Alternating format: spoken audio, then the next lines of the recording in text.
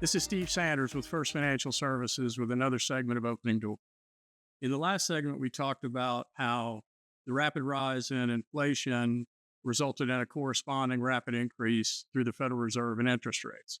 Today, we're going to talk specifically about how that rise in interest rates impacted investment choices that we make on a day-to-day basis in our portfolios. We're going to focus today specifically on bonds. Then in the next segment, we'll talk a little bit more about how stocks are impacted by fluctuations in interest rates. So this is a hypothetical example, but the interest rates that we're using here are the actual interest rates at the time. So the U.S. Treasury is considered a risk-free bond. It's the debt of the U.S. government. We've never defaulted, so there's not considered to be any credit risk here. So if I went out on January 1st of 2022 and I bought a U.S. 10-year Treasury, I put $100,000 in the Treasury. For each of 10 years, it's going to pay me $1,500 a year because the interest rate was 1.5%. At the end of the 10 years, I'm going to get my $100,000 back. So I'm going to collect $15,000 over the 10-year period. If my intention was to keep this for the entire period, then this is exactly what would happen. But if for some reason a year later, I needed that $100,000 for something else, and I went out to the market and tried to sell my bond, there's going to be an issue, and here's why.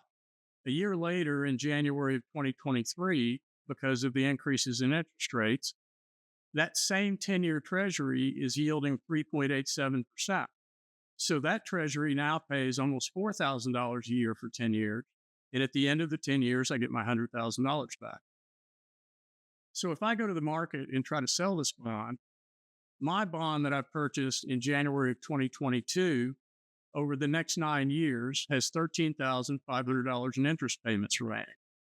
Well, a bond that's being issued at the same time, paying more than double the rate, has $34,830 in interest payments, over that same 9-year period.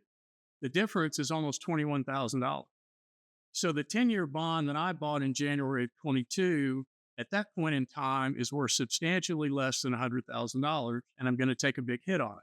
Probably won't be exactly $21,000 discount because of a lot of different factors, but there's no question that $100,000 bond that I bought in January of 22 is worth a lot less a year later, simply because interest rates increased substantially, not because there are any questions about the credit quality of that bond.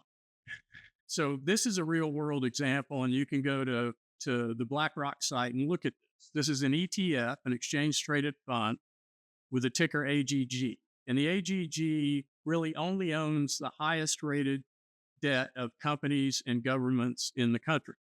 So again, in this example, these bonds have very, very little credit risk. But as you can see, over the course of 2022, despite the fact that there's no substantial credit risk, the price of this bond went from $114 down to $97. And again, that's simply because of what happened with interest rates. So the highest quality bond ETF in the market, when you consider that it also made some interest payments, was down about 13% for the year. So we saw stocks go down in 2022 in a similar fashion. We saw bonds go down like this in a similar fashion, meaning that rapid rise in interest rates really left most investors with no place to hide in 2022. So again, the point is, big changes in interest rates have an immediate impact on bonds, regardless of the credit quality. The longer the duration of the bond, the more the impact, meaning if it was a 1 or 2 year bond, it would not have nearly as much impact as if it was a 10, 20, or 30 year bond.